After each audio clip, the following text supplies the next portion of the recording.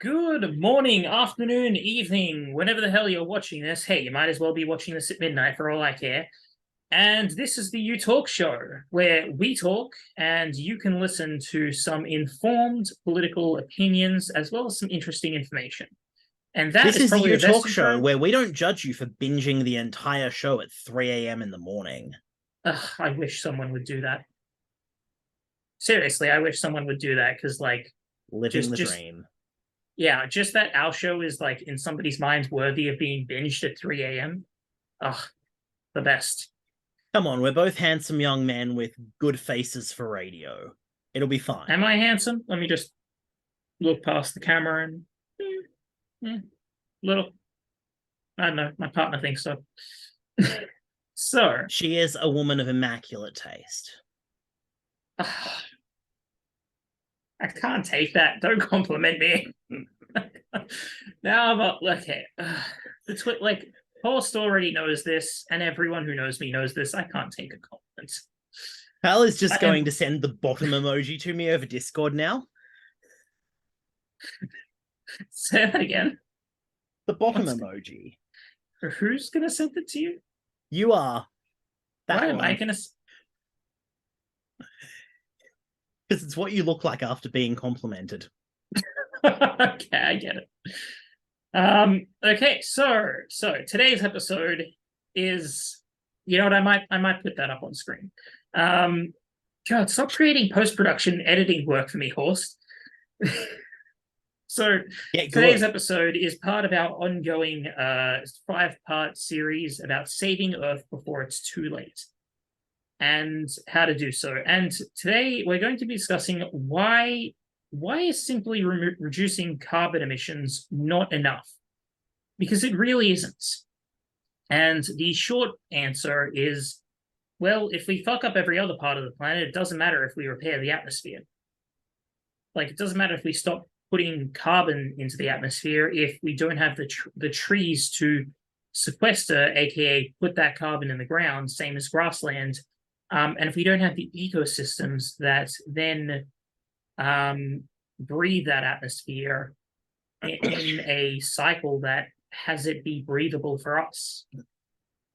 So let's discuss the long version. As you know, what are we it kind of splits it into 3 parts. What are we currently doing that we need to stop? And what do we need to do in order to reverse the damage we've done that isn't specifically about the atmosphere? So in my mind, it's very much that we are destroying habitats and we are killing off. I mean, we've already killed off a bunch of native species in different parts of the world. In fairness, those koalas knew what they did. That is a lie. Koalas know nothing. They are the densest motherfuckers you will ever lay eyes on. Quite literally, they gave rise to the term smooth brain. Like, if it wasn't for the fact that koalas are so dense, that their brains are so smooth, that it gave rise to the acquired collective knowledge that we all now know that koalas are so stupid that their brains have so little folds in them that they are essentially very smooth. If it wasn't for that, no winkles, we would not have doesn't the insult think, of smooth no brain. sad. Sorry, I missed that. Huge. No winkles, can't think, no sad. Yes. So I'm gonna have to cut in here because I think, Kyle, you're also partially misunderstanding what we need to do here. As we talk about reducing carbon emissions not being enough, but the fact is that reducing carbon emissions isn't even enough for net zero by itself. True, yes. That is absolutely true. Like, let's start with net zero, because we've discussed net zero in the previous 2 episodes. So the idea behind net zero is that we take as much carbon out of the environment as we put in. And the way to achieve that is, first, we reduce human-caused emissions.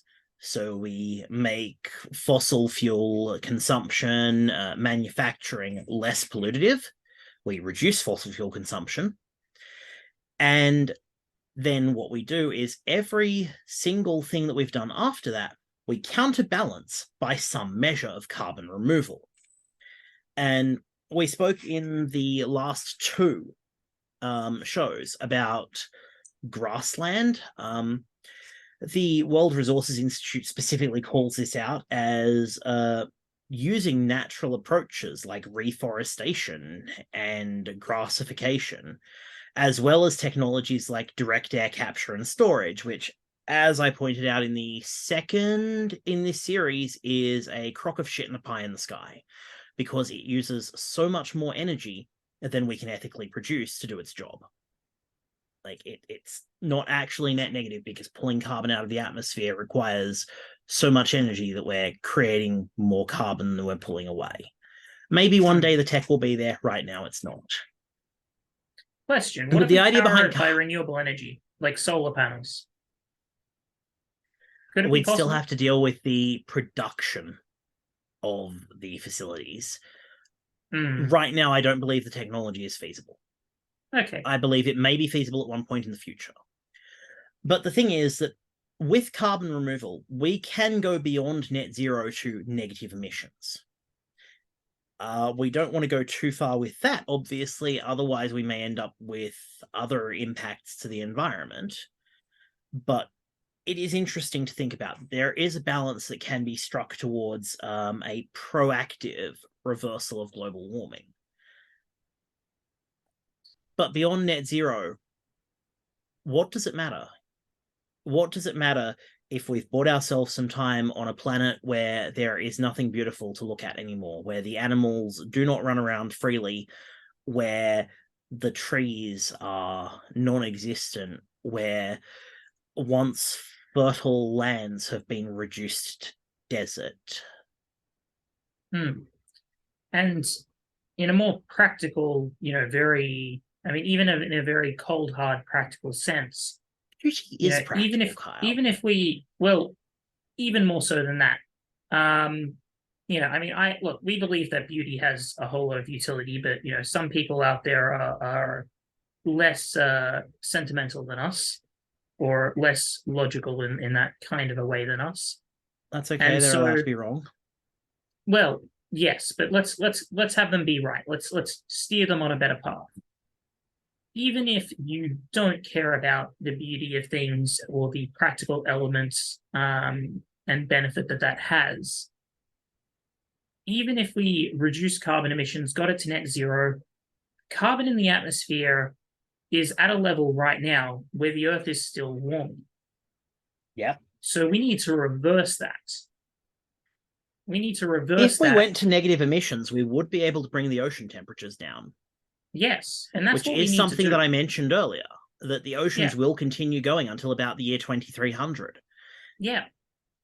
And that's with net zero. So if we want to make within our lifetimes a change that brings us back to at least something resembling pre-industrial levels of carbon and pre-industrial weather patterns, then what we need is to go into a net negative carbon emissions.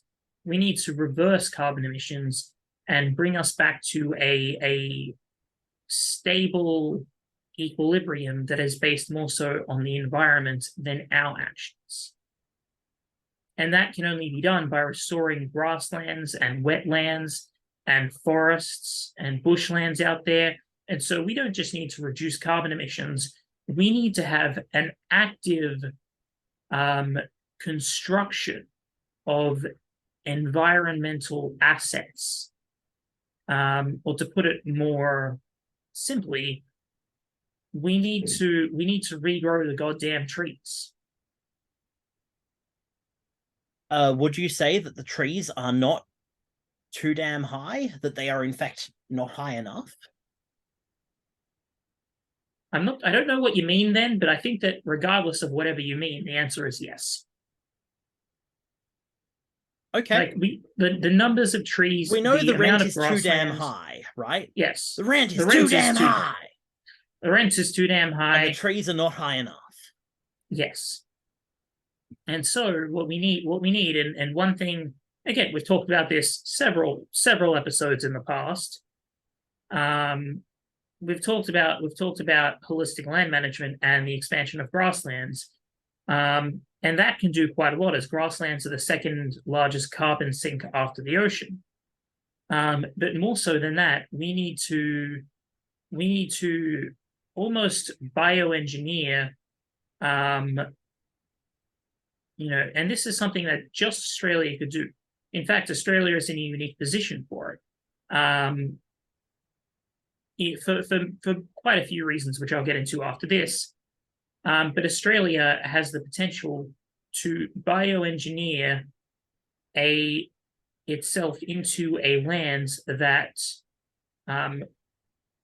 that sinks a lot more carbon than it produces. We are the most uniquely positioned to not only have a net negative in carbon, but to have a very high net negative in carbon emissions that we alone could very long term, out to 2100, bring carbon emissions back to a pre-industrial level, or rather carbon content in the atmosphere to a pre-industrial level.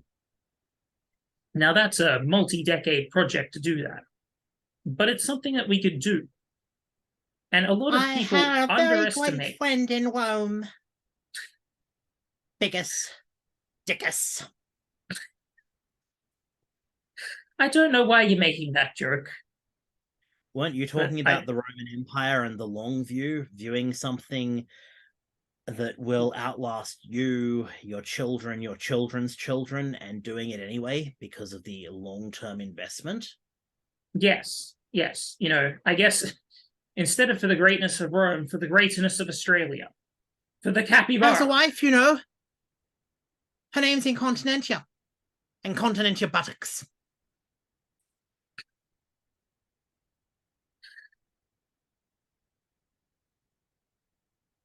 I'm just thinking, what are both our roles on this show? I produce the pop culture references and the policy documents and legal explanations, and you produce the amazing ideas on how to unfuck the world. You know what? I'm fine with that. That's actually, that makes sense. So yeah, I think there's not really too much more to say. We've discussed, why is simply reducing our carbon emissions not enough? Well, we know why, because the planet's still screwed anyway. We need to reverse carbon emissions. And you know what? I just realized that the fifth episode is actually meant to be, how can we reverse the damage done to our planet? And we've already just answered that. We need to re-bioengineer, essentially our continent, to reverse carbon to a pre-industrial level, and we need to develop those methods, not just of conservation, but of I don't know, would you call it bioinfusion, reconstruction? I think it's just called regeneration. That's the word, regeneration. We need to develop those methods of regeneration so that we can not only, as discussed in our last episode, export renewable energy systems to the rest of the world and electric vehicles to the rest of the world, but also export that methodology for environmental regeneration. Okay, in that case, if that's our fifth video that's just been knocked out, I think we're going to have to pull another Pueblo, because I am remembering a tale of an experiment in environmental regeneration that is just completely off the wall, but had some very interesting results. So I'm going to quickly refamiliarize myself with that.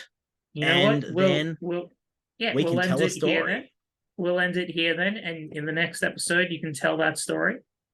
Excellent. And that means I get to say virtually nothing. Less work for me. Beautiful. Nice. We'll catch you later, everyone. See y'all soon. Thanks for watching. Have a good one.